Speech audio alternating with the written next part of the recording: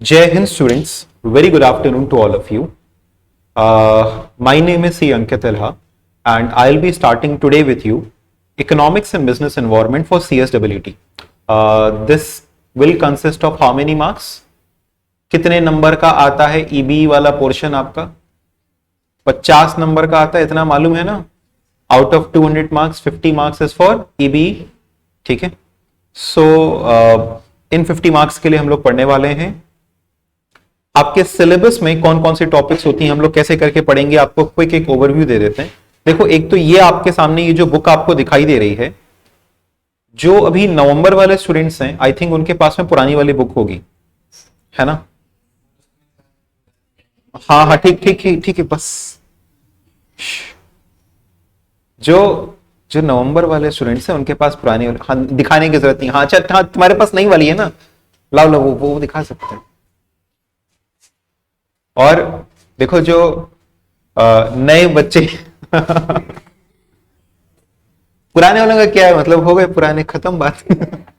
और जो नए हैं उनको ये किताब मिलेगी, ठीक है, मस्त फोटो वोटो के साथ में एकदम. तो अब इकोनॉमिक्स की ईबीई की किताब अलग हो गई है और लीगल एप्टीट्यूड की किताब अलग हो गई है, और इस किताब के अंदर में सारी चीजें जैसे आपको दिख रहा होगा. बट हमने क्या, हम ये जो पुराने स्टूडेंट्स हैं उनको भूल गए हैं, ऐसा नहीं है. तो हमने स्टडी मटेरियल सेक्शन पे आपके लिए अपलोड कर दिया उसका पीडीएफ, ताकि आप एक बार वहां से पढ़ ले.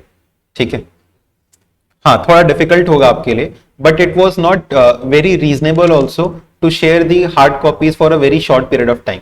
ठीक है, वो थोड़ा सा एक अनरीजनेबल था. तो इसलिए आपके पास में जो पुरानी बुक है आप एक बार उससे मैनेज कर लीजिएगा. सॉफ्ट कॉपीज आपके पास में नई वाली का हमने एप्लीकेशन पे शेयर कर दिया है, स्टडी मटेरियल सेक्शन पे आपको दिख जाएगा. और बाकी जो जनवरी के उनको तो ये वाली बुक मिल जाएगी. ठीक है, फिलहाल तो इसको हम अपने पास रखते हैं ताकि किसी को भी ये ना लगे कि भेदभाव हो रहा है. अच्छा, चैप्टर्स कितने इसके अंदर में? तो there are in total 8 chapters. हालांकि फर्स्ट चैप्टर में बहुत कुछ है जो कि अपने को पढ़ना है, demand, supply, forms of market, competition. फिर इसके बाद नेशनल इनकम है, जो कि पता नहीं क्यों आप लोग हर बार इसमें कंफ्यूज होते रहते हैं. Then we have Indian Union budget, Indian financial market, Indian economy, entrepreneurship scenario, business environment और key government institutions. हम सबसे पहले स्टार्ट करेंगे विथ नेशनल इनकम. हम लोगों की स्पीड थोड़ी एक अच्छी खासी रहेगी, मतलब I will not be very slow, at the same time I will not be very fast. अगर आपको कहीं पे लगता है कि कोई चीज समझने में आपको दिक्कत हुई तो you can interrupt me in between. ठीक है, सारी चीजें जो हम यहाँ पे आपको टिक करवा रहे हैं या लिखवा रहे हैं, तो टिकिंग वाला काम तो आप मत करिएगा, लेकिन अगर हम कुछ लिखवाते हैं तो वो भी आप साथ साथ में रनिंग नोट्स तैयार कर सकते हैं. और जैसा कि हमने आपसे कहा कि बाद में आप पीडीएफ रेफर कर सकते हैं. पीडीएफ खास करके आप ये रेफर कर लीजिएगा ऑलमोस्ट हर एक टॉपिक के लिए, जो खास करके आपके थ्योरी वाले टॉपिक्स हैं ये सब. इनफैक्ट इस बार की जो बुक है इसमें हमने लास्ट में ही एमसीक्यूज को इंक्लूड भी कर दिया है. जैसे कोई भी चैप्टर अगर हम ओपन करें तो इसके ही लास्ट में एमसीक्यूज भी इंक्लूडेड है. तो let me open a chapter first. जैसे यहां पे आप देख सकते हैं ये फॉर्म्स ऑफ मार्केट के लास्ट में एमसीक्यूज हैं. अब जैसे नेशनल इनकम है तो नेशनल इनकम के भी लास्ट में इसके एमसीक्यूज हमने जरूर से इंक्लूड किए होंगे.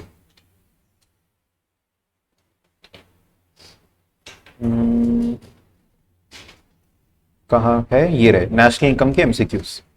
ठीक है, तो ये चैप्टर के लास्ट में एमसीक्यूज भी इंक्लूडेड हैं. तो आपको या तो ये हार्ड कॉपी से रेफर कर लेना या तो फिर सॉफ्ट कॉपी से, लेकिन एक बार पढ़ जरूर से लेना पूरी किताब. ठीक है, स्टार्ट करते हैं. चलिए आज की क्लास. आज हम लोग स्टार्ट करने वाले हैं नेशनल इनकम के साथ में. वेरी वेरी सिंपल टॉपिक, ध्यान से समझिएगा इसको और साथ साथ में पार्टिसिपेट करिएगा. नेशनल इनकम का मतलब क्या होता है ये समझने से पहले हमको समझना होगा जीडीपी का मतलब क्या होता है. तो जीडीपी का मतलब क्या होता है, इसके अलावा कुछ बताओ. जीडीपी का मतलब ग्रॉस डोमेस्टिक प्रोडक्ट है, इसके अलावा कुछ बताओ.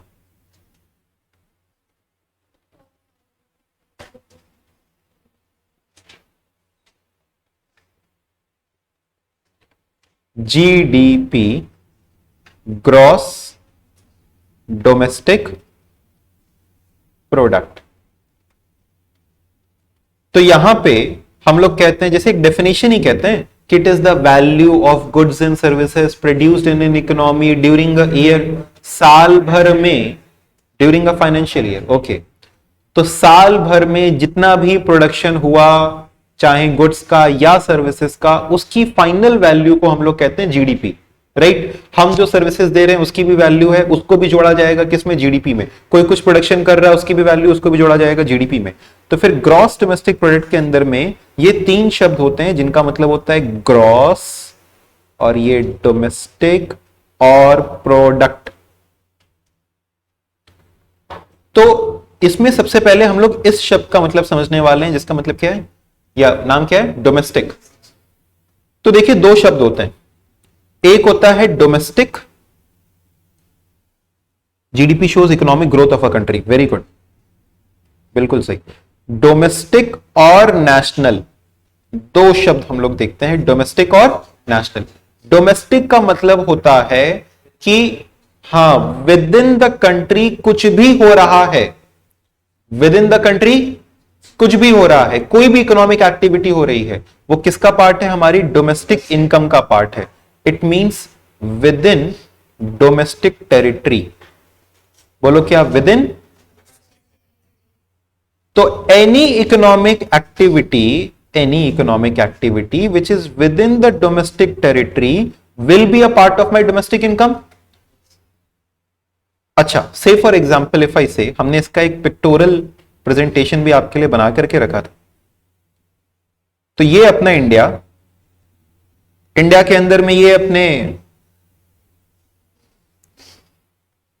Shriram and Justin and Baburao, इसमें बाहरी आदमी कौन, जस्टिन, ठीक है भैया, बीबर है, नॉन बीबर है, कुछ भी है, तो जस्टिन बाहरी आदमी, बाकी ये दोनों अपने देसी आदमी, है ना।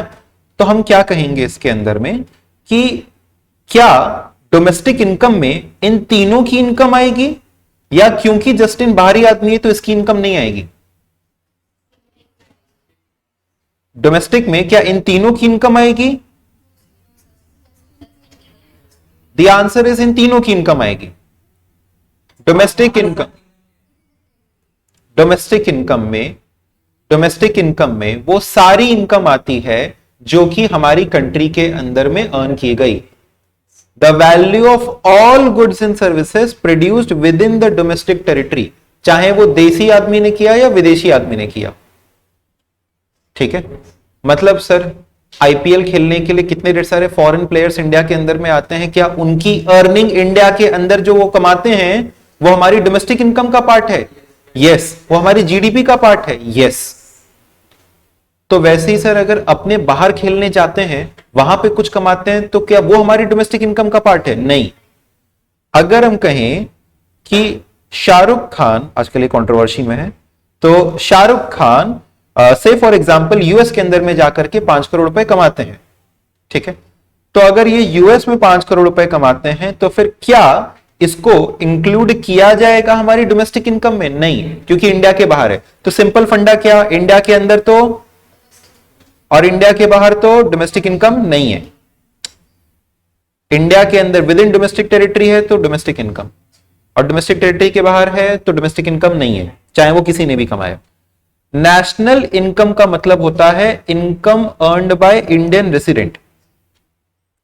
नेशनल इनकम हो गया income earned by Indian resident, Indian resident ने कमाया, ठीक है, Indian resident. Whether inside domestic territory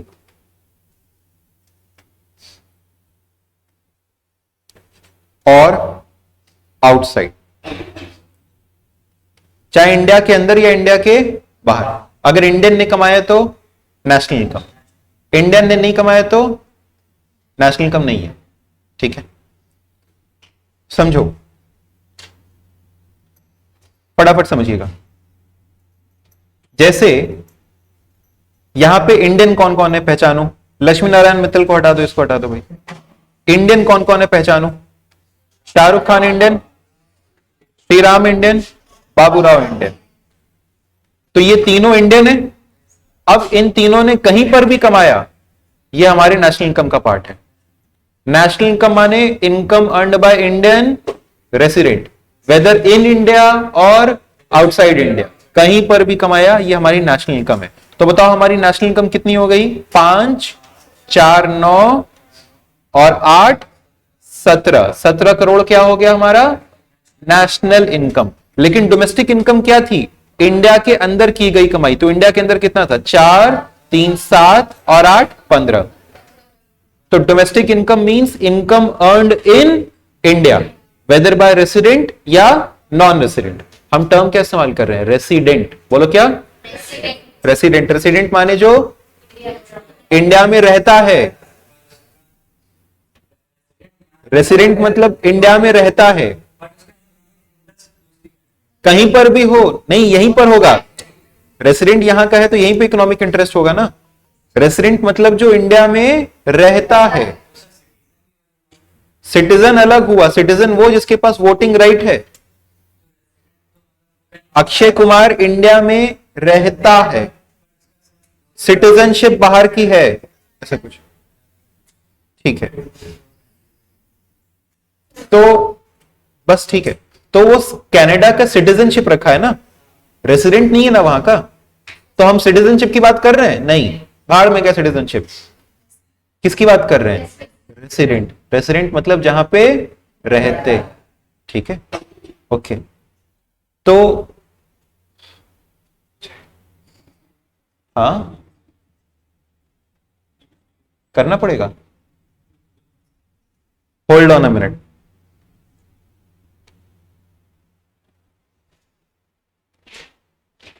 okay, तो आपको डोमेस्टिक इनकम, देखो हम आपको कंसेप्चुअली इसलिए सिखा रहे हैं क्योंकि आपका जो ईबी का जो पेपर आता है ना, बड़ा कॉन्सेप्ट बेस्ड आता है, ठीक है। तो आपसे इस तरीके के एमसीक्यूज पूछे जा सकते हैं।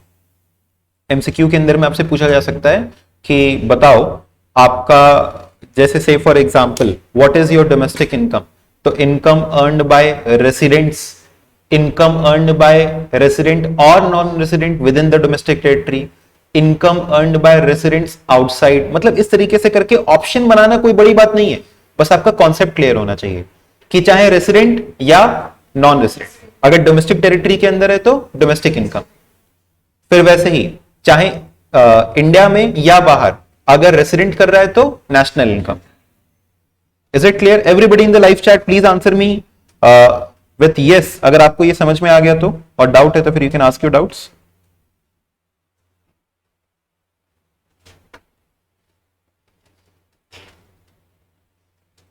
Okay, very good, fantastic. Next देखो भाई, अब आगे समझते जाओ, सुनते जाओ, समझते जाओ, रुकेंगे नहीं कहीं पे। ये बताओ शाहरुख खान जो यूएस में कमा रहा है वहीं छोड़ देगा, इंडिया में लेके आएगा? जस्टिन जो यहां पे कमा रहा है वो यहीं छोड़ देगा, वो यूएस लेके चला जाएगा? तो शाहरुख खान जो बाहर कमा रहा है, अपना रेसिडेंट है, शाहरुख खान बाहर कमा रहा है तो इंडिया में लेके आएगा ना। This is called as factor income from abroad. बोलो क्या? Factor income from abroad. और जो एक डोमेस्टिक टेरिटरी के अंदर कमाया गया लेकिन बाहर ले जाएंगे, this is factor income to abroad. तो एक हो गया फैक्टर इनकम फ्रॉम अब्रॉड और ये हो गया फैक्टर इनकम टू अब्रॉड। दो चीजें हो गई, factor income from abroad, factor income to abroad. Factor income from abroad का मतलब क्या? जो हमारे रेसिडेंट्स आउटसाइड द टेरिटरी कमा रहे हैं उसको वो इंडिया में लेके आ जाएंगे, this is factor income from abroad. और जो नॉन रेसिडेंट इंडिया के अंदर में कमा रहा होगा, जस्टिन बीबर नॉन रेसिडेंट है, तो वो नॉन रेसिडेंट जो इंडिया में कमाता है वो इंडिया के बाहर ले जाता है उस पैसे को, उसको हम लोग कहते हैं factor income to abroad.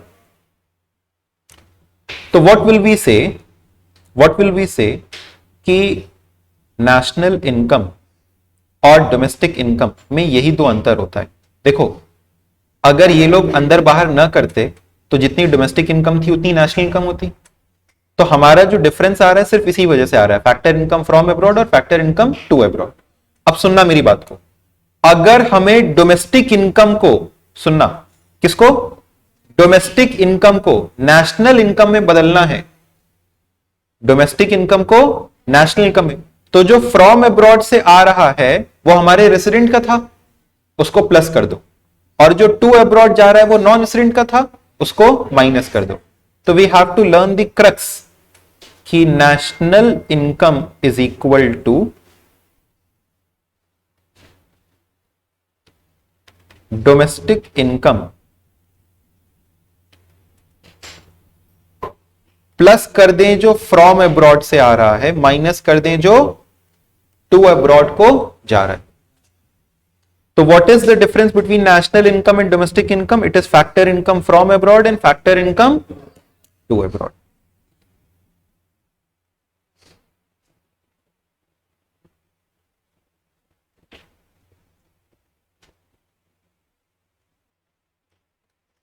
Okay, ये हो गया नेशनल इनकम और क्या? Domestic income. ठीक है, नेक्स्ट। तो जैसे इस सवाल में सुनना, इस सवाल में डोमेस्टिक इनकम आ रहा था अपना 15, नेशनल इनकम आ रहा था 17। अगर हमें डोमेस्टिक इनकम को नेशनल इनकम में बदलना है तो कैसे लिखेंगे? National income is equal to domestic income. Domestic income में जो फ्रॉम अब्रॉड से आ रहा है उसको क्या कर दें? प्लस, और जो टू अब्रॉड जा रहा है उसको क्या कर दें? माइनस। तो what is domestic income? 15। From abroad से सवाल में देखो कितना आ रहा था? 5, और टू अब्रॉड कितना जा रहा था? 3। तो प्लस 5 माइनस 3, देखो आ गया ना 17 करोड़। समझ में आ रहा है? तो डोमेस्टिक इनकम को नेशनल इनकम में बदलने के लिए factor income from abroad plus और factor income to abroad minus. अब ये plus factor income from abroad और minus factor income to abroad को हम लोग net factor income from abroad भी कहते हैं। क्या कहते हैं इसको? So it will be domestic income plus net factor income, net factor income from abroad. Come on, this is net factor income from abroad. अब सुनो, आपको net factor income from abroad के लिए कुछ अलग से याद करने की जरूरत ही नहीं है। जैसा फैक्टर इनकम फ्रॉम अब्रॉड के साथ होता है, बोलो, जैसा फैक्टर इनकम फ्रॉम अब्रॉड के साथ होता है वैसा ही net factor income from abroad के साथ भी होगा। तो अपने जहां जहां पे फैक्टर इनकम फ्रॉम अब्रॉड जोड़ते हैं वहां पे net factor income from abroad भी जोड़ देंगे। ठीक है, हम लोग इसको आगे क्वेश्चंस के थ्रू प्रैक्टिस करेंगे, बट फॉर नाउ आगे बढ़ते हैं। हमने आपको जीडीपी में एक टर्म सिखा दिया, कौन सा? डोमेस्टिक। लेकिन ये डोमेस्टिक वाला टर्म अभी भी पूरी तरीके से कंप्लीट नहीं हुआ है। डोमेस्टिक वाले टर्म में एक दो बातें अभी हमें आपको और सिखानी है, सुन लो। हमने कहा डोमेस्टिक मतलब क्या? With in the territory. Domestic माने क्या? With in the territory. Sir territory माने क्या? और ज्योग्राफिकल बाउंड्री माने क्या? टेरिटरी, तो अपना टेरिटरी माने क्या?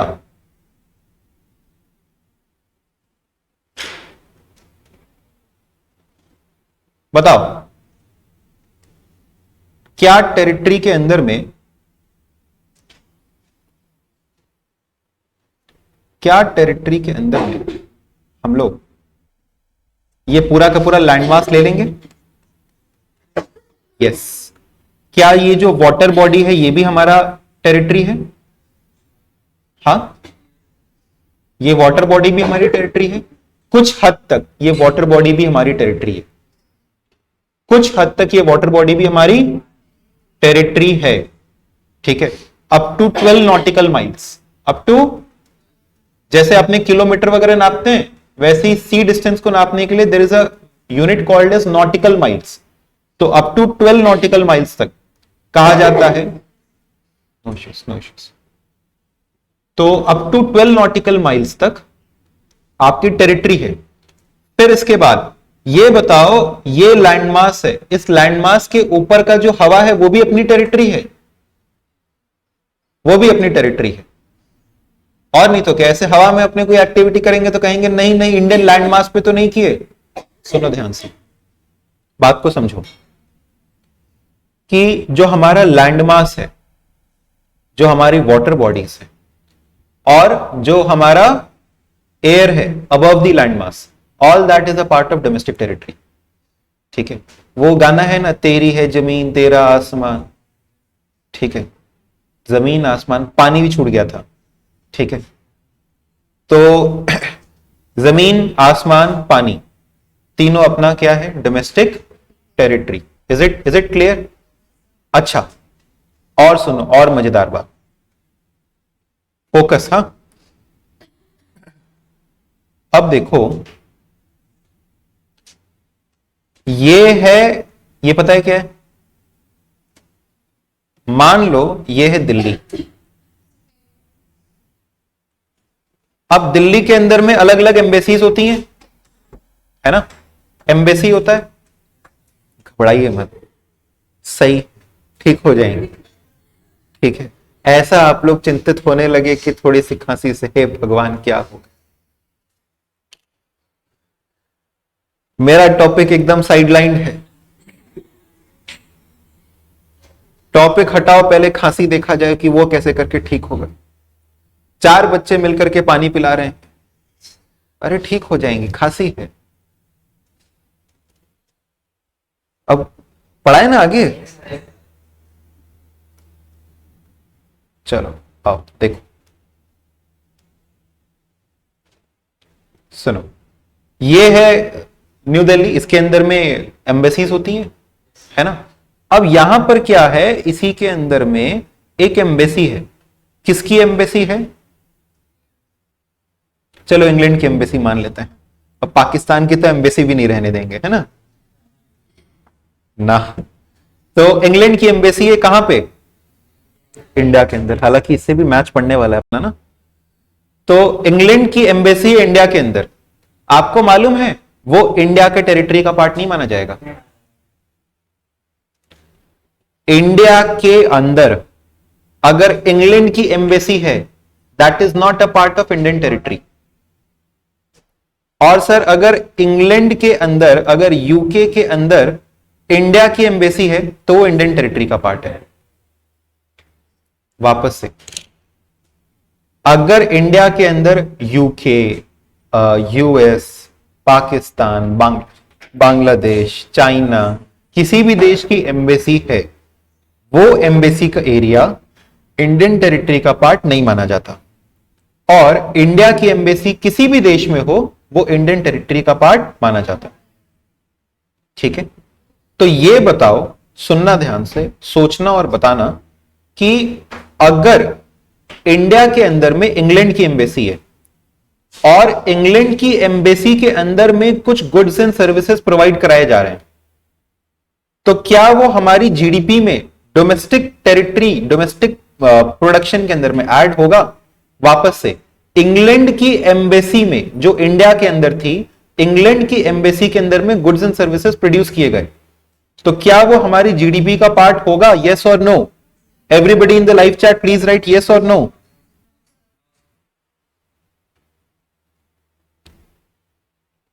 कम ऑन स्टूडेंट्स, और शायद सबके चैट्स रिसीव नहीं हो रहे हैं, please remember you have to send your chats to the co host. ठीक है, जल्दी जल्दी आंसर भेजो। नो, इंक्लूड नहीं होगा। क्यों नहीं इंक्लूड होगा? क्यों नहीं इंक्लूड होगा?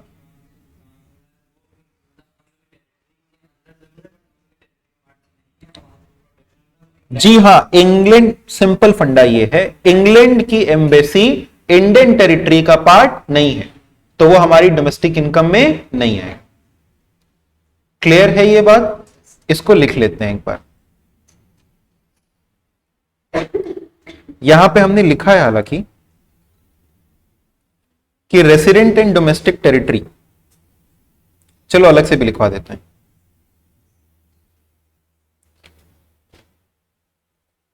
Domestic territory includes, domestic territory includes landmass,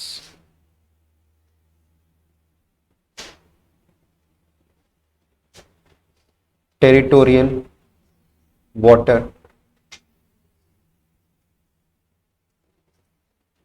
air above landmass.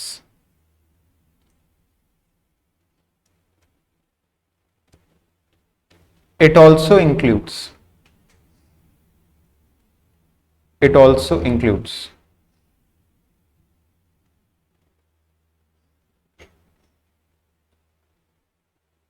embassies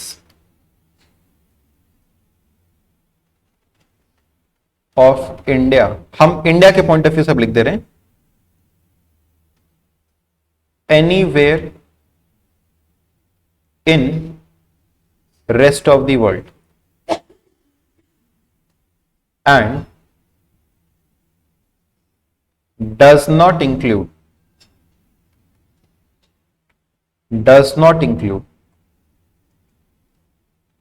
it also includes embassy of India anywhere in rest of the world and does not include क्या any foreign embassy in India, any foreign embassy in India.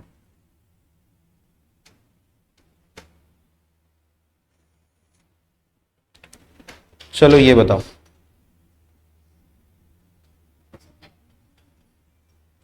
Embassy, any foreign embassy in India, ऊपर and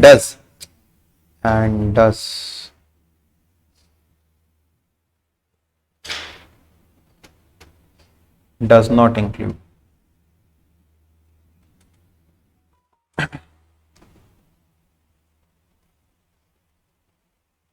question ये बताओ, Indian working in Russian embassy, come on, Indian working in Russian embassy in India. Russian embassy कहां पे? India के अंदर. तो क्या ये हमारी डोमेस्टिक इनकम में आएगा? क्या ये हमारी डोमेस्टिक इनकम में आएगा? क्यों? क्योंकि रशियन एम्बेसी इंडिया का part. Yes, very good. No correct. क्यों? क्योंकि Russian embassy is not a part of India, वो इंडिया का पार्ट ही नहीं है. नो,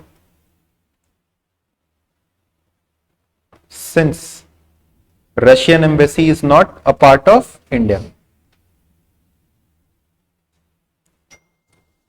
अच्छा, नो मतलब क्या? नो मतलब नॉट, नहीं, नो मतलब नहीं, मतलब क्या? नो मतलब नॉट डोमेस्टिक इनकम ना. इसको ऐसे करके लिखना चाहिए था, not included in domestic income, not included in domestic income.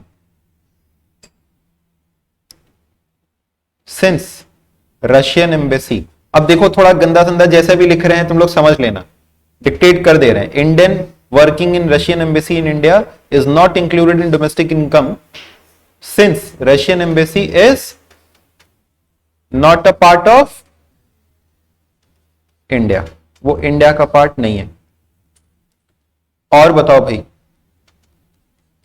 Sir but if an Indian working in foreign embassy they earn from foreign embassy. अच्छा ये बताओ, इंडियन जो है फॉरेन एम्बेसी में काम कर रहा है, हाँ, तो ये नेशनल इनकम में इंक्लूडेड है. इसी में डैश दे करके लिख लो, इंक्लूडेड इन नेशनल इनकम. क्यों इंक्लूडेड इन नेशनल इनकम? क्यों? क्योंकि अपना रेसिडेंट है ना, वो कहीं भी करे, अपना रेसिडेंट तो नेशनल इनकम, अपनी टेरिटरी तो डोमेस्टिक इनकम. साथ में बोलेंगे, अपना रेसिडेंट, अपनी टेरिटरी. ठीक है, बस ये याद रखेंगे. हाथ पे लिख करके जाते हैं ना कुछ चीजें, उसमें से ये. अच्छा, कहां जाएंगे अब आप लोग? हाँ, तो ये हाथ पे लिख करके रखेंगे अपने एग्जाम पे. फिर वो जब ऐसे एग्जाम दे रहे होंगे तो ऐसे क्या क्या था. अच्छा, हाँ, फिर वहां से आपसे इन्विजिलेटर पूछेगा ये क्या कर रहे हैं आप? फिर कुछ नहीं, वो हाथ पे, हाँ, मच्छर काट लिया. चलो, okay. Next, who is called as resident who is called as resident, तो इसका एक स्टैंडर्ड डेफिनेशन कहा जाता है any person who has resided for 182 days और more in the previous year, जो पिछले साल 182 डेज या उससे ज्यादा, जो पिछले साल 365 में से 182 182 डेज या उससे ज्यादा रहा था इंडियन टेरिटरी के अंदर, उसे हम लोग रेसिडेंट कहते हैं। ठीक है, यहां तक की बातें आपको डोमेस्टिक और नेशनल के बारे में समझ में आई। डोमेस्टिक और नेशनल में कन्वर्ट करने के लिए क्या इस्तेमाल करते हैं? Factor income from abroad, factor income to abroad. Come on everybody, give me a quick yes in the chat section, और फिर हम नेक्स्ट टॉपिक पर भी आते हैं।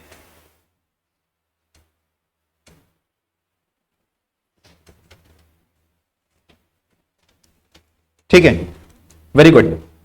इसके बाद अब देखो, दो तरीके से हम लोग इनकम निकालते हैं, या दो तरीके की इनकम हो सकती है। एक होता है आपका फैक्टर इनकम, एक होता है ट्रांसफर इनकम।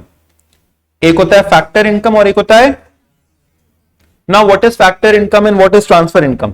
फैक्टर इनकम माने income earned by factors of production. बोलो, income earned by is called as factor income.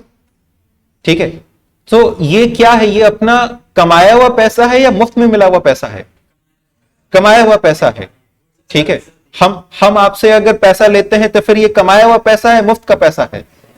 कमाया हुआ पैसा है। हम उसके बदले सर्विसेज दे रहे हैं। Good, very good. ठीक है, एक्सट्रीम क्वालिटी के सर्विसेज दे रहे हैं। तो दैट इज क्या? Factor income. अच्छा, ये बताओ, फैक्टर्स ऑफ प्रोडक्शन तो चार: लैंड, लेबर, कैपिटल, एंटरप्रेन्योर। ठीक है, तो it can be classified in any of these veg. तो बेसिकली इन्हीं की कमाई को मिलाकर के हम लोग कहते हैं फैक्टर इनकम। ट्रांसफर इनकम क्या होता है? ये कमाई हुआ नहीं, मुफ्त में मिला हुआ पैसा है। हाँ, ठीक है। अब जैसे पॉकेट मनी, क्या ये एक तरीके से पांव छूने का पैसा होता है हम लोग के देश में। तो हाँ, तो फिर आप रिलेटिव्स आए, उनका आप 4 बार पांव छुइए, तो फिर वो आपको जाते जाते हो सकता है कि 500, बहुत अमीर वाले आ गए हैं तो 1100। ठीक है, और जो कंजूस वाले हैं वो 100 101 में भी सेटल कर देते हैं गिफ्ट। तो दैट इज क्या? That is called as transfer income. ठीक है, चलो, तो that is called as transfer income. So transfer income is payment received against which no goods या सर्विसेज हैव बीन प्रोवाइडेड। इसके बदले आपको कुछ प्रोवाइड करना पड़ता है। क्या आपके रिश्तेदार आपको 500 रुपए देते वक्त ये कह के जाते हैं अगली बार जरूर से पांव छूना? हाँ, या नेक्स्ट टाइम आएंगे तो सेवा अच्छे से करना, ऐसा कुछ कह के जाते हैं? नहीं। ठीक है, उनके हिसाब से वो आपको गिफ्ट दे करके जा रहे हैं। फैक्टर इनकम, हालांकि एक मॉरल ऑब्लिगेशन छोड़ जाते हैं आप पे। Factor income is payment received against rendering productive services like land, labour, capital और entrepreneur. That is called as factor income. Factor income is bilateral. आपने हमको पैसा दिया, हमने आपको सर्विसेज दिया, दैट इज क्या? बाइलेटरल। और transfer income is unilateral, one sided. Next, factor income को इंक्लूड करते हैं नेशनल इनकम में, ट्रांसफर इनकम को इंक्लूड नहीं करते हैं national income. It is not included in national income. समझो, इंडिया के पास भर भर करके पैसा, इंडिया, पाकिस्तान, ऐसे बहुत से एशियन कंट्रीज हैं जिनके पास भर भर के पैसा बाहर से आता है, माइग्रेटेड रेसिडेंट्स का। इंडिया के लोग कहां कहां बसे हुए है ना, पूरे वर्ल्ड में है। अब वहां से वो पैसा भेजते हैं। ठीक है, अब से फॉर एग्जांपल आप ही का कोई रिलेटिव है, वो बाहर रहता है, यूएस में रहता है, तो आपके लिए फिर यहां पे पैसा ऐसा भेजेगा। तो क्या वो आपकी अर्नड इनकम है? नहीं, वो हमारी ट्रांसफर इनकम है। क्या क्या क्या वो हमारी नेशनल इनकम में इंक्लूड होना चाहिए? क्या वो हमारी नेशनल इनकम में इंक्लूड होना चाहिए? नहीं, वो हमारी नेशनल इनकम में इंक्लूड नहीं होना चाहिए। हो गया भाई, खत्म। मतलब चैप्टर नहीं, बस ये फैक्टर इनकम और ट्रांसफर इनकम। चलो नेक्स्ट नेक्स्ट नेक्स्ट, जीडीपी। यही शब्द सीख रहे थे ना हम लोग, जीडीपी। अभी कौन से शब्द का मतलब हमने आपको सिखाया? डोमेस्टिक। अभी हमने आपको डोमेस्टिक का मतलब सिखाया, अब आपको मतलब सिखाएंगे ग्रॉस का। कोई भी फिगर, चाहे वो ग्रॉस प्रॉफिट या नेट, चाहे वो ग्रॉस प्रॉफिट या नेट प्रॉफिट ही क्यों ना हो, कोई भी फिगर।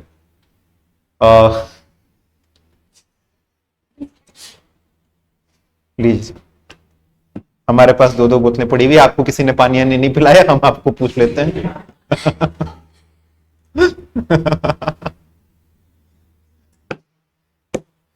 जापानी है, चिंता मत करना।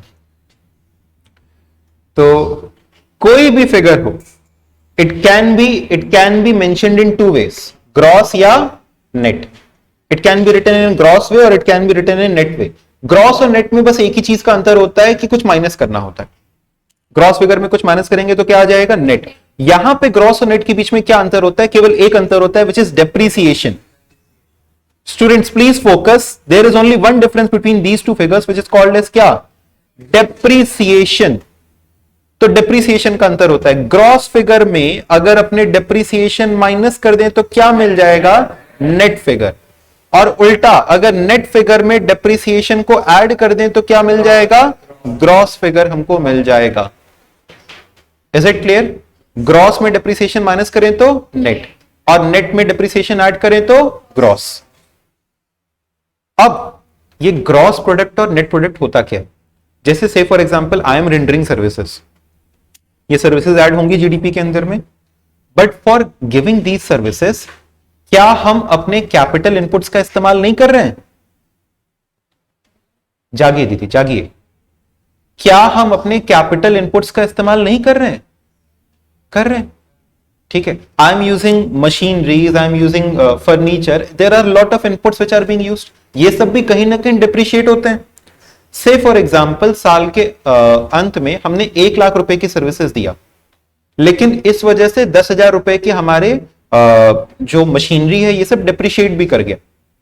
तो 1 लाख रुपए की सर्विसेज देने के लिए 10,000 का हमारा डिप्रिसिएशन भी हुआ, हमारे फर्नीचर और मशीनरी की वैल्यू 10,000 रुपए से गिरी।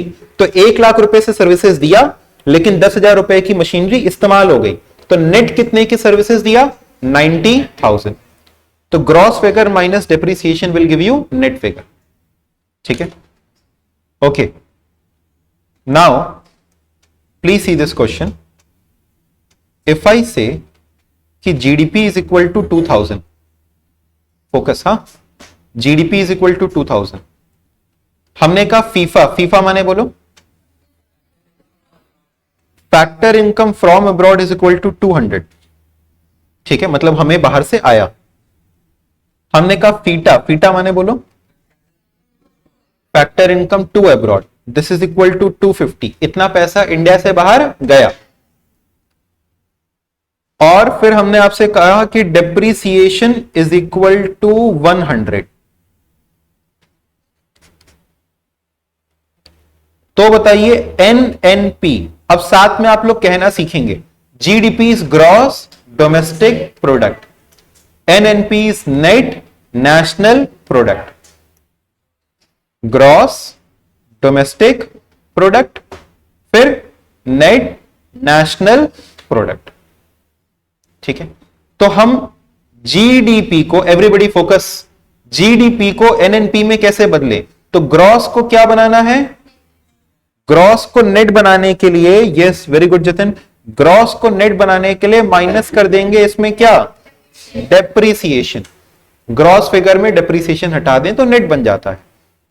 और डोमेस्टिक फिगर के अंदर अगर उसको नेशनल बनाना है तो फैक्टर इनकम फ्रॉम अब्रॉड को प्लस करते हैं और फैक्टर इनकम टू अब्रॉड को माइनस करते हैं। Yes very good Bhumi, correct answer. तो इसका आंसर कितना आ रहा है, this will be GDP, GDP कितना 2000 माइनस डेप्रीसिएशन कितना 100 plus factor income from abroad is 200 minus factor income to abroad is 250। Priyanshi correct. So the answer is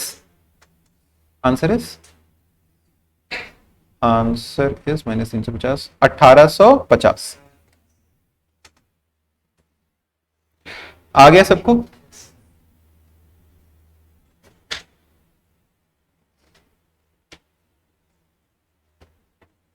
ये आया बेसिक कन्वर्जन?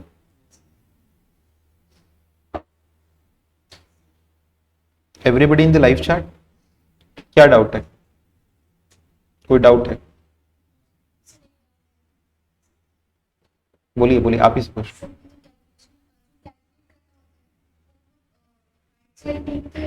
वही हम आपको सिखा रहे थे, उसी पॉइंट पे हमने कहा था कि ध्यान दीजिए, हम ऐसे करके बोल रहे थे कि ग्रॉस को नेट में कन्वर्ट करना है, राइट वाले को लेफ्ट वाले के बराबर बनाना है, ग्रॉस को नेट में कन्वर्ट करना है तो माइनस करते हैं डेप्रिसिएशन, डोमेस्टिक को नेशनल में कन्वर्ट करना है तो फ्रॉम अब्रॉड जो आ रहा है प्लस, ठीक है, क्योंकि वो हमारे रेसिडेंट से बनाया था, तो फिर from abroad plus to abroad minus, ठीक है। चलिए आई टेक अनदर एग्जांपल। तो NDP is equal to 1200, factor income to abroad is equal to 120, factor income from abroad is equal to 80 and depreciation is equal to 100। तो GNP find out करना है, gross national product कितना होगा, what will be gross national product, come on students please answer, what will be gross national product.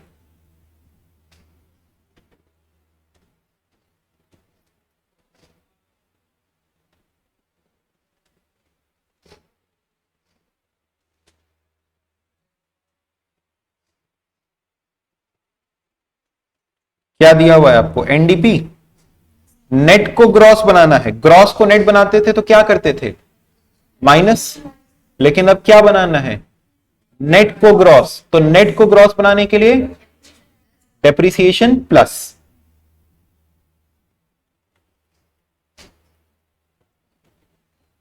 अच्छा domestic को national बनाना है, domestic को नेशनल बनाना है, क्या किया जाए, तो from abroad plus to abroad minus. देखो एक याद रख लो कि डोमेस्टिक को नेशनल बनाने के लिए from abroad plus to abroad minus, तो जब नेशनल को डोमेस्टिक बनाना होगा ठीक उल्टा कर देना, ठीक है, समझ में आ रहा है।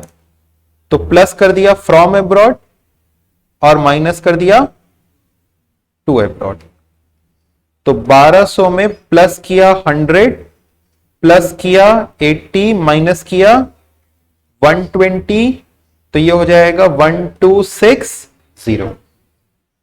बट आई होप आपको मालूम है कि आपके एग्जामिनेशन के अंदर में pen and paper is not allowed, did you know that, आपके एग्जामिनेशन में pen and paper is not allowed. तो सर अपने ये सब कैलकुलेशन कैसे करेंगे, आपको बड़ी ही सिंपल कैलकुलेशंस आएंगी अगर आएंगी तो, अदरवाइज केवल फॉर्मूला बना करके दे दिया जाएगा, जैसे आपसे केवल ये फॉर्मूला बना करके दिया जाएगा, आपसे पूछा जाएगा सही है या नहीं है, या ऐसे 4 फॉर्मूला बना करके दिए जाएंगे और कहा जाएगा कि आइडेंटिफाई द करेक्ट वन या आइडेंटिफाई द इनकरेक्ट वन। समझ पा रहे हो इस चीज को, आपको जोड़ने घटाने को इसमें कहा जाए उसकी उम्मीद कम है। ओके नाउ डोमेस्टिक को नेशनल कैसे बनाते हैं, हाँ देखिए, अगर जीडीपी और जीएनपी, आप क्या सीखना चाहती हैं, नेशनल को डोमेस्टिक या डोमेस्टिक को नेशनल, चलिए डोमेस्टिक को नेशनल, तो हम ऐसे लिखेंगे जीएनपी इज इक्वल टू, अब हम जीडीपी को कन्वर्ट कर रहे हैं नेशनल में, तो हम लिखेंगे डोमेस्टिक को नेशनल बनाना है तो जो फ्रॉम अब्रॉड आ रहा है उसको प्लस कर दो और जो टू अब्रॉड जा रहा है उसको माइनस, और अगर नेशनल को डोमेस्टिक बनाना होगा तो ठीक उल्टा, जो फ्रॉम अब्रॉड जा रहा है उसको माइनस और जो टू अब्रॉड है वो प्लस। बात आई समझ में, ठीक उल्टा हो जा रहा है ना, नेशनल को डोमेस्टिक बनाना है तो ठीक उल्टा हो जा रहा है, डोमेस्टिक को नेशनल बना रहे हैं तो ऐसे लिखिए, मतलब ये जो साइन है ये पलट जा रहा है, देखिए यहां माइनस प्लस, यहां प्लस माइनस, ठीक है।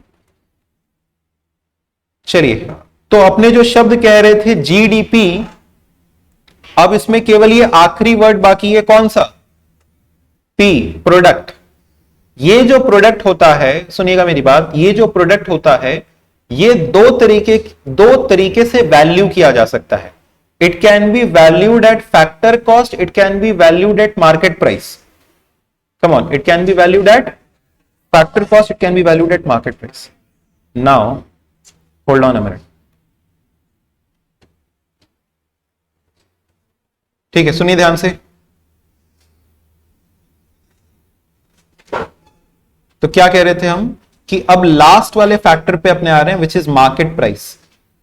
तो जो प्रोडक्ट है ये दो तरीके से इसकी वैल्यू को मेजर किया जा सकता है, which is factor cost and market price. It can B eight factor cost, it can B eight market price. तो फैक्टर कॉस्ट का मतलब क्या हो गया? फैक्टर कॉस्ट का मतलब हो गया कि it is the cost of all the factors of production. बोलो, cost of all the factors of production. Factors of production कौन कौन से होते हैं? Land, labour, capital, entrepreneur. Very good. Land, labour, capital, entrepreneur. तो लैंड, लेबर, कैपिटल, एंटरप्रेन्योर, अगर इनकी costing को हम लोग ऐड कर दें तो जो कॉस्ट मिलेगा अपने को फैक्टर कॉस्ट होगा. अब मेरी बात को समझना ध्यान से. हमने कहा चार factors, land, labour, capital, entrepreneur.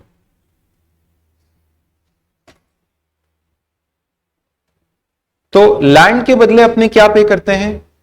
Rent, royalty. Labour के बदले हम लोग पे करते हैं wages, compensation to employees. Capital के बदले हम लोग देते हैं इंटरेस्ट, और एंटरप्रेन्योर ले जाता है प्रॉफिट. तो अगर हम इन सब को ऐड कर दें तो हमको मिल जाएगा फैक्टर कॉस्ट. लेकिन क्या आपके मन में एक सवाल नहीं आना चाहिए कि सर प्रॉफिट ऐड कर दिया तो ये तो सेलिंग प्राइस हो गया? अगर प्रॉफिट ऐड कर दिया तो ये तो सेलिंग प्राइस हो गया. असल में देखो तो ये सेलिंग प्राइस ही है, क्योंकि इसमें प्रॉफिट ऐड हो चुका है. हम क्या ऐड कर रहे हैं? वापस से सारे के सारे फैक्टर्स ऑफ प्रोडक्शन का कॉस्ट, मतलब rent, royalty, wages, interest, profit सब ऐड कर दे रहे हैं. अब जब हम लोग कैपिटल ऐड करते हैं ना, तो जितने भी आपके छुटपुट खर्चे, जो भी आप सोच रहे हो कि पैसे की मदद से हम लोग खरीदते हैं, वो सारे के सारे इसमें ऐड हो गए. ओके, तो सारे खर्चे ऐड हो गए. इसके बाद प्रॉफिट भी ऐड हो गया. लेकिन अभी भी ये सेलिंग प्राइस नहीं है, मार्केट प्राइस नहीं है. जानते हो क्यों?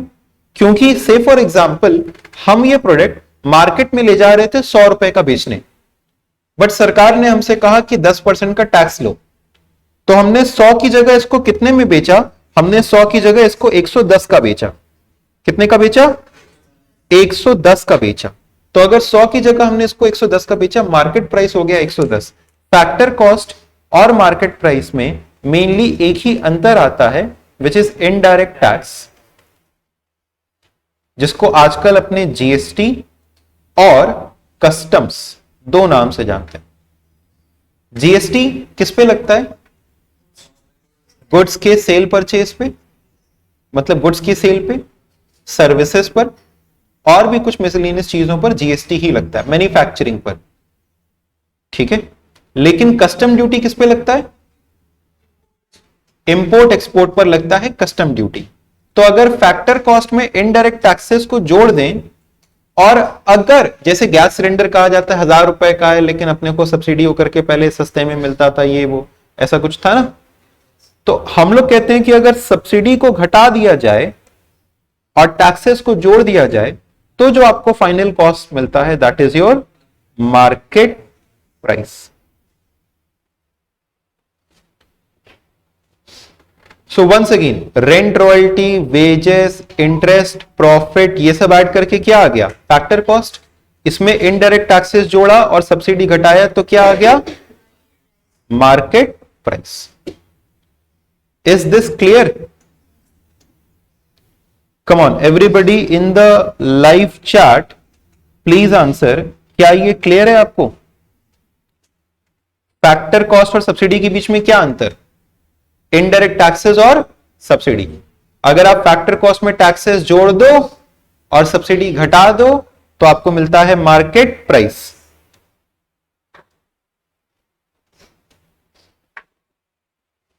ओके, जल्दी से एक बार यस बोल दीजिए अगर समझ में आया तो.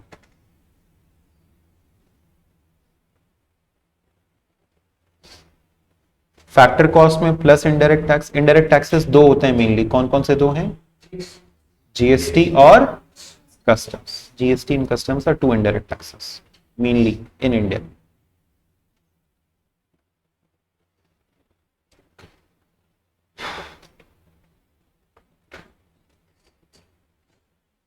डन, नोटेड,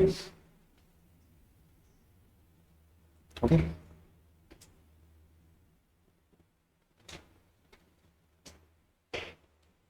चलिए, तो अब हम लोग क्या करेंगे,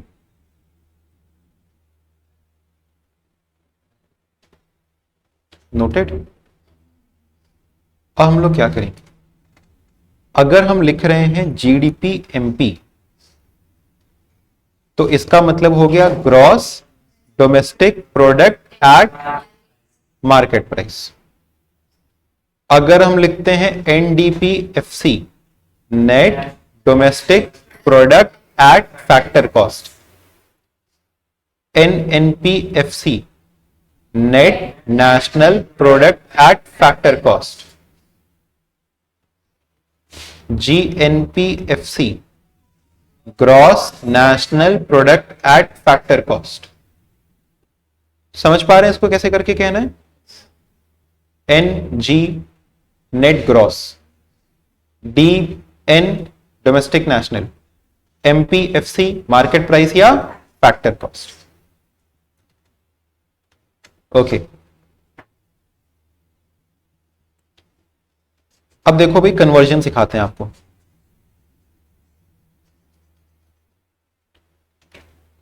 हमने आपसे कहा कि GDPMP is equal to 500, indirect tax is equal to 100, subsidy is equal to 50। तो आपको बताना है कि GDPFC कितना होगा। तो वी विल से कि GDPFC is equal to,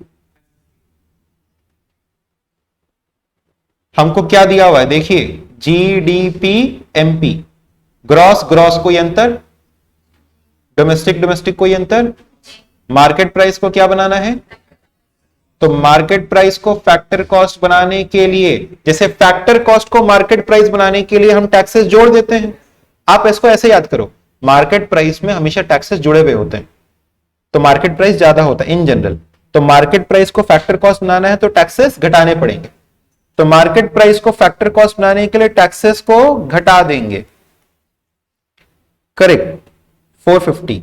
market price को फैक्टर कॉस्ट बनाने के लिए इनडायरेक्ट टैक्स को घटा देंगे और सब्सिडी को प्लस कर देंगे, तो जीडीपीएमपी कितना है 500, माइनस इंटरेस्ट कितना है, नहीं इनडायरेक्ट टैक्स कितना है 100, प्लस सब्सिडी कितना है 50, तो this will be equal to कितना 450। इजी है ना।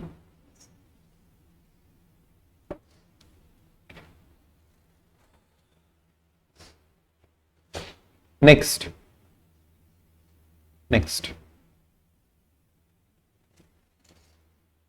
Now GDPMP is equal to 800, depreciation 100, net factor income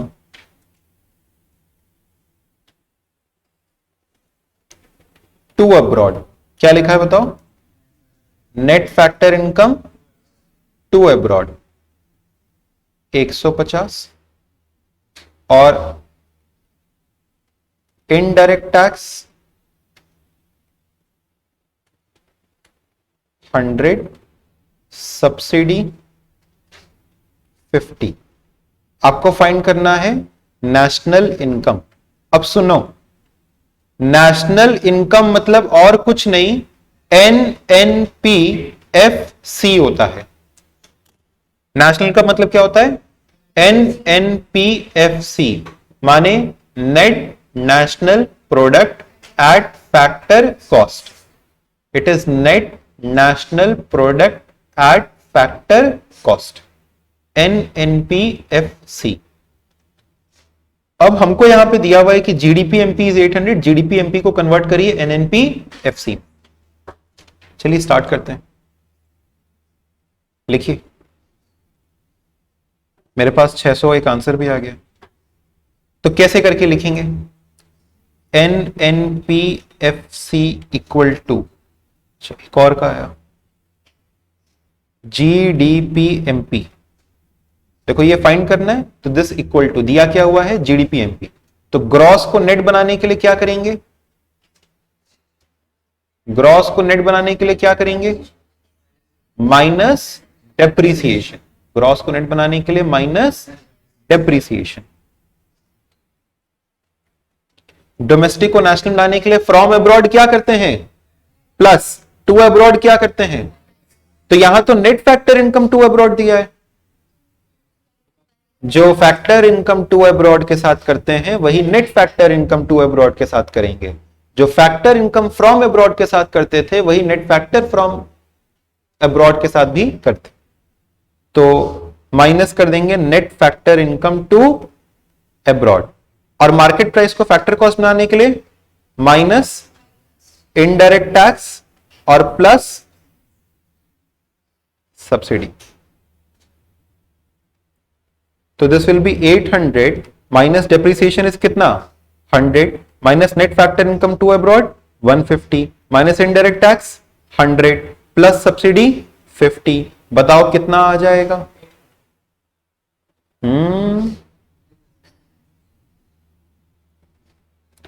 क्या क्या इसमें कुछ गड़बड़ी है? माइनस फैक्ट,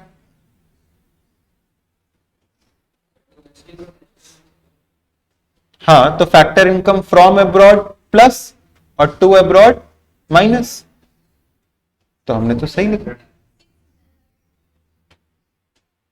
ये तो हमको 500 क्यों आ रहा है गिनती? सब लोग एक साथ कैसे गलत कर रहे हैं? हाँ, कई लोगों ने 600 कहा, फिर उसके बाद 500 भी आ रहा है, फिर 450 भी आ गया। 500 आ रहा है ना? एक तो सुनो, नहीं इससे नहीं चलेगा। तुम लोग समझो, तुम लोग गलती से भी कभी एग्जाम में अगल बगल मत बैठना। ग्रुप में फेल हो गए तुम लोग, पास हुए तो ग्रुप में पास हो गए, फेल हुए तो एक साथ। एक तो गलत निकाल रहे, ऊपर से सब ग्रुप में गलत ऐसे कैसे गलत करे? 600 कैसे ले आए थे तुम लोग?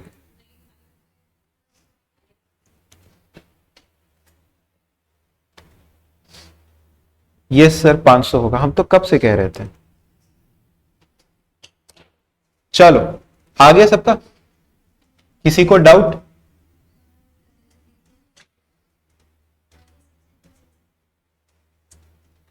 अच्छा, अब तुम लोग क्या चाहते हो कि सर अभी भी इसमें परफेक्शन नहीं आया और क्वेश्चंस करना? करो ना, क्वेश्चंस है मेरे पास, करो। क्वेश्चन नंबर 1 करो, 2 करो, 3 करो, 4 करो, 10 करो, कुछ भी करो। हम भी रेस्ट करें, रिलैक्स करें। कितनी देर से बोले जा रहे हैं? 1 का आंसर बताओ। कम ऑन एवरीबॉडी, तुम लोग इतनी देर से कुछ नहीं कर रहे।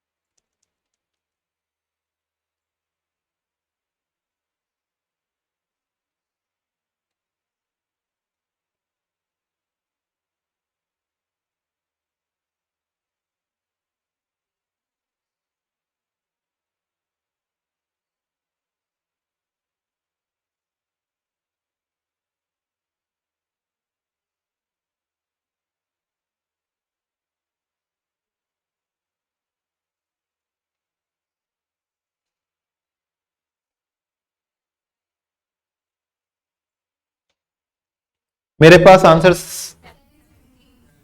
770 आ रहा है, सबका 770 आ रहा है। तो डोमेस्टिक को नेशनल बनाना था, तुम लोग का इतनी देर बाद 770 आया। छोड़ो, क्वेश्चन नंबर 2 बताओ। Net national product factor income to abroad और डेप्रिसिएशन, जीडीपी निकालना है। नेशनल को बनाना है डोमेस्टिक और नेट को बनाना है ग्रॉस। नेट को ग्रॉस बनाने के लिए डेप्रिसिएशन प्लस, और नेशनल को डोमेस्टिक बनाना है। डोमेस्टिक को नेशनल बनाने के लिए फ्रॉम अब्रॉड प्लस करते थे, टू अब्रॉड माइनस, लेकिन इस बार उल्टा है।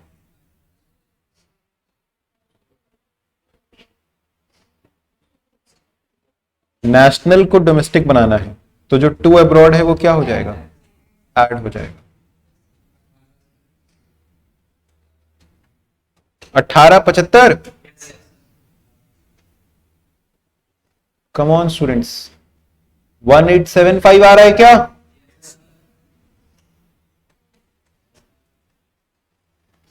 $1500 प्लस प्लस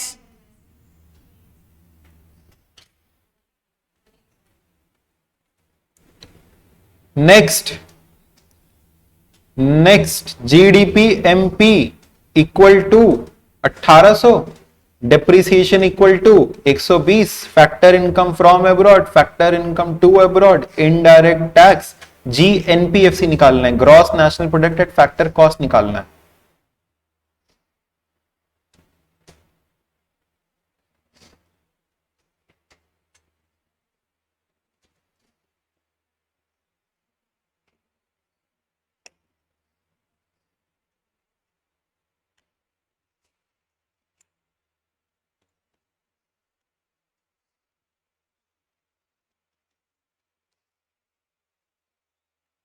मेरे पास एक जवाब आ गया है।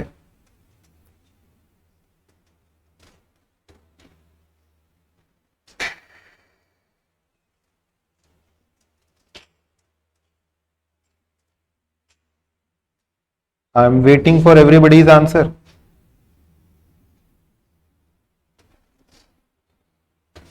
एक और जवाब आया, दो और जवाब आए, एक जवाब गलत भी आ गया। तुम लोग का आ रहा है कुछ? ठीक है। आई थिंक जिसका गलत था उसने सही भी कर लिया। तो प्रशांत, नूर, खुशी, प्रियांशी, जतन, सबने ही सही जवाब दे दिया है। तो देखिए भाई क्या फाइंड करना था, जीएनपीएफसी। देख लो एक बार तरीका, क्या फाइंड करना था, जीएनपीएफसी इक्वल टू दिया क्या हुआ है, जीडीपी एमपी।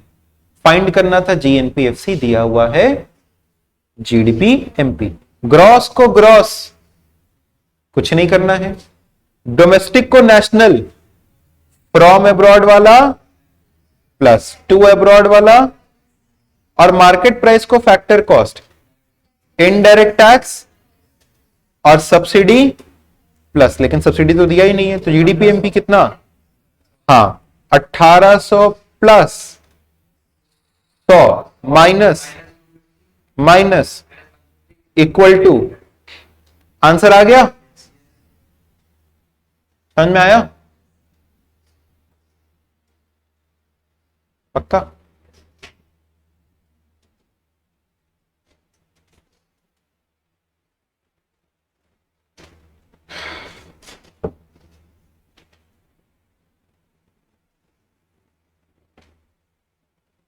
चलो, नेशनल इनकम निकालने के ना 3 मेथड्स होते हैं।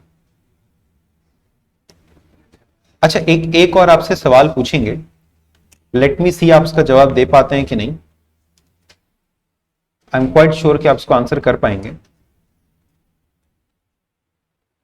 GDP MP minus NDP MP equal to क्या?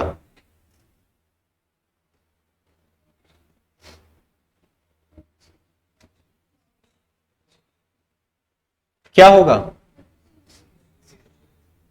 This will be equal to depreciation, क्योंकि ये भी डीपीएमपी, ये भी डीपीएमपी, ग्रॉस माइनस नेट, तो इन दोनों के बीच का अंतर क्या होगा?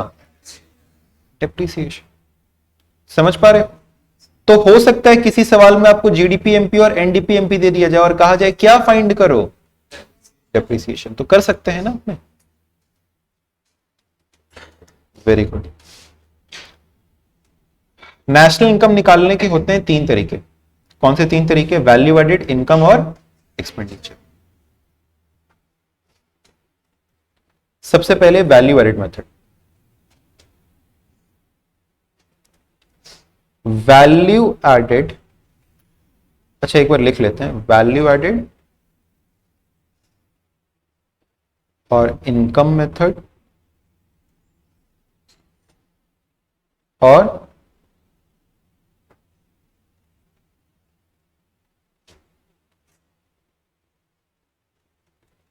Expenditure method. Value added method, income method और एक्सपेंडिचर। यहां पे आपको मिलेगा जीडीपी एमपी। क्या मिलेगा? GDP MP. यहां पे मिलेगा आपको एनडीपी एफसी और यहां पे मिलेगा आपको अगेन जीडीपी एमपी। तो वैल्यू एडेड मेथड और एक्सपेंडिचर मेथड में क्या मिलता है? GDP MP. लेकिन इनकम मेथड में क्या मिलता है आपको? NDP FC. नाउ क्या फॉर्मूलाज हैं, एक एक करके हम लोग देखते जाते हैं, इसके बारे में समझिएगा। वैल्यू एडेड मेथड में कहा जाता है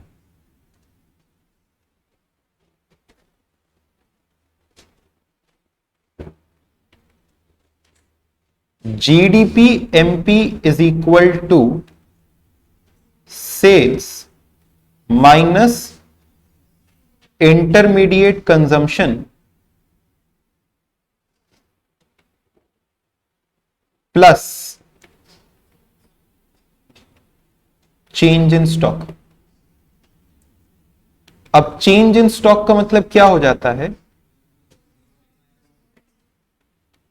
प्लस कौन सा स्टॉक? Plus closing stock minus opening stock.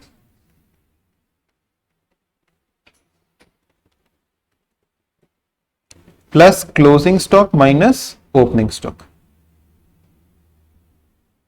जी, closing minus opening. This is your GDP MP, value added method. Sales plus change in stock को हम लोग वैल्यू ऑफ आउटपुट भी कहते हैं। तो this is value of output minus intermediate consumption.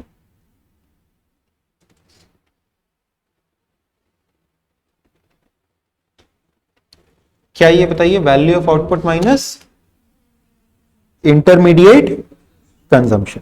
Value of output minus intermediate consumption, this is GDP MP. इसके पीछे ना एक बड़ा ही सिंपल सा फंडा होता है। मान लो हमने कोई भी एक प्रोडक्ट खरीदा, ठीक है, से फॉर एग्जांपल हमने ये किताब बनाने के लिए पन्ने खरीदे, प्रिंटर खरीदा, ये सारी चीजें हमने खरीदी। I have some intermediate consumption, ठीक है। अब इसके बाद जब हमने इसको प्रोड्यूस कर लिया, जब ये किताब बना लिया, तो इसका आउटपुट बढ़ गया। अब हमने जो रॉ मटेरियल खरीदा था वो 100 रुपए का था, हम इसको जब सेल कर रहे हैं तो 150 रुपए का कर रहे हैं। तो हमने इसमें कितने रुपए का वैल्यू एडिशन किया? 50 रुपीज का। तो that 50 rupees will be my value addition. जिसने हमको 100 रुपए का सामान दिया, वो 100 रुपया उसका वैल्यू एडिशन। मान लो हमने आपसे 100 रुपए का सामान खरीदा, तो 100 रुपया आपका वैल्यू एडिशन। हमने उसको सेल किया 150 में, खरीदा था 100 में, तो 50 रुपया मेरा वैल्यू एडिशन। अब जरा गिन के बताना, तुम्हारा वैल्यू एडिशन 100, मेरा वैल्यू एडिशन 50। हमने अल्टीमेटली बेचा किसको? कंज्यूमर को। उसने कितना खर्चा किया? 150। अच्छा, फिर से आपका value addition, come on everybody in the live section also you have to participate, ठीक है, टेक इट एज योरसेल्फ। आपका वैल्यू एडिशन 100, आपने हमको पन्ना, इंक, ये सब सप्लाई किया, हमने इसको प्रोड्यूस करके 150 में बेचा, तो मेरा वैल्यू एडिशन 50। हम दोनों का टोटल वैल्यू एडिशन 150, 100 का आपने, 50 का मैंने। अब ये 150 का अल्टीमेट खर्चा किसने किया? कंज्यूमर ने। तो टोटल वैल्यू एडिशन निकालने का या जीडीपी निकालने का दो तरीका। सर या तो आप हर किसी का वैल्यू एडिशन निकालो जोड़ दो, या तो फाइनल एक्सपेंडिचर निकाल दो। फाइनल एक्सपेंडिचर जो कंज्यूमर ने किया वो कितना था 150, और हम दोनों का जीडीपी मिलाकर के भी कितना आ रहा था 150। तो दोनों बराबर है या नहीं है? इसीलिए दोनों आपको एक बराबर जवाब देगा कि नहीं देगा? अच्छा आप सुनो आखिरी वाला भी, हालांकि हम ये बहुत डायग्रामेटिकली बना करके सिखाते हैं, but I am not teaching with too much of diagrams this time. अब समझो, तुमने कितना कमाया 100, हमने कितना कमाया, तो 100 रुपए का क्या करोगे? पार्टी?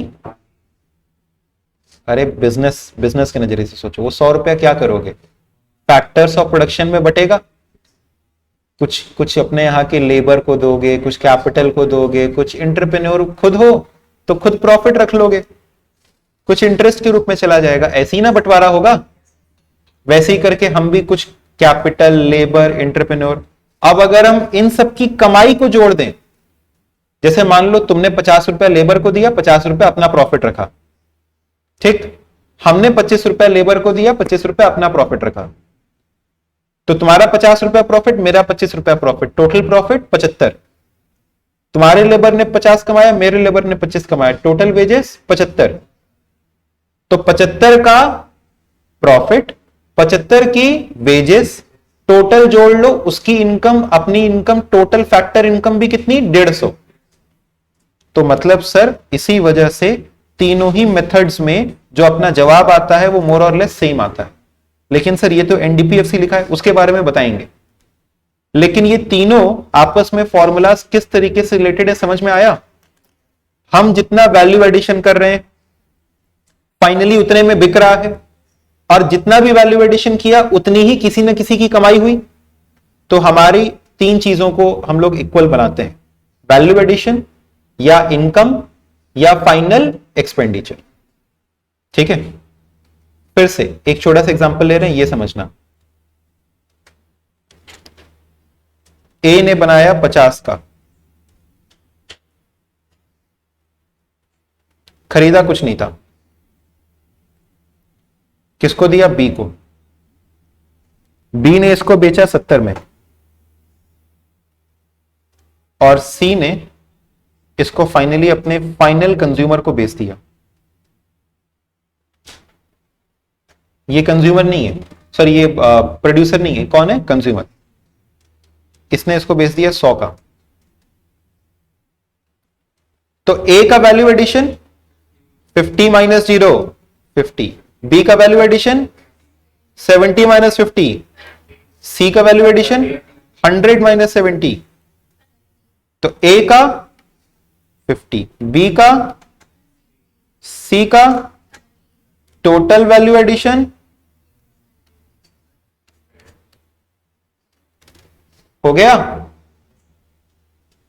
और फाइनल कंज्यूमर ने भी कितना खर्चा किया। तो इसी वजह से तो वैल्यू एडिशन और एक्सपेंडिचर मेथड आपको सेम देता है सर। हाँ, डिस्पोजेबल इनकम भी इंक्लूडेड है, जब हम नेशनल इनकम के रिलेटेड एग्रीगेट सिखाएंगे तो उसमें आपको सिखा देंगे। यहां तक क्लियर हुआ? तो क्या फॉर्मूला होता है इसका वैल्यू एडेड मेथड में जीडीपी का? Sales minus intermediate consumption plus change in stock. Plus change in stock क्यों ऐड करते हैं? क्योंकि सर हमें जीडीपी का मतलब क्या? Value of goods and services sold या value of goods and services produced? Sold या प्रोड्यूस्ड? तो जो बनाए लेकिन बिका नहीं, कम ऑन, जो बनाए लेकिन बिका नहीं वो क्लोजिंग स्टॉक पड़ा होगा, तो वो भी तो जीडीपी में ऐड होगा।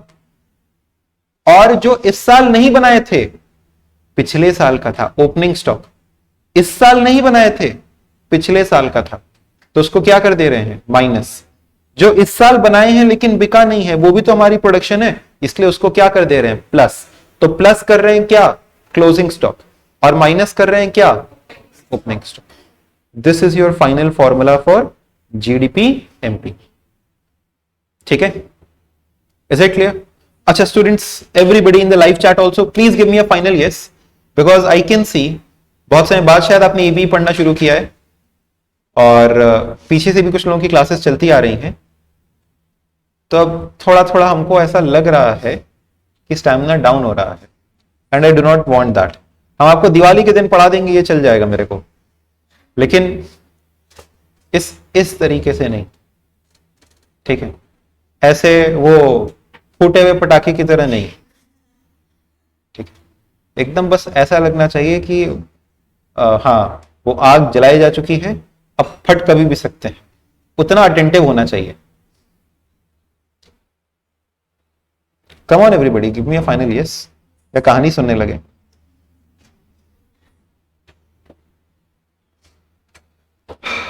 I'll try to cover up the maximum portion of this chapter by next class. Next class में ये चीजें हम लोग cover up कर लेंगे. I hope you could get initial understanding of this particular chapter. आप लोग अपनी पढ़ाई को एकदम, आप लोग पढ़ाई को अच्छा सीरियसली लीजिएगा। आप लोग अपनी पढ़ाई इस समय एकदम फुल ऑन जारी रखिए। उठिए, किताबें ढूंढिए, पढ़ते पढ़ते सो जाइए। इसका पीडीएफ आपको स्टडी मटेरियल सेक्शन पे मिल जाएगा, चैट सेक्शन पे नहीं, स्टडी मटेरियल एक सेक्शन है, वहां पे आपको मिल जाएगा। It is not downloadable, it is not downloadable, but you can read it over there easily. कोई दिक्कत? कोई दिक्कत नहीं है। चैट सेक्शन पे ये नहीं जा पाएगा, ये स्टडी मटेरियल वाली सेक्शन पे जाएगा, उसमें से पढ़िए ना, अच्छे से आराम से पढ़ते हैं, हम खुद उसी में से पढ़ते हैं। Thank you so much students, next class में मिलते हैं।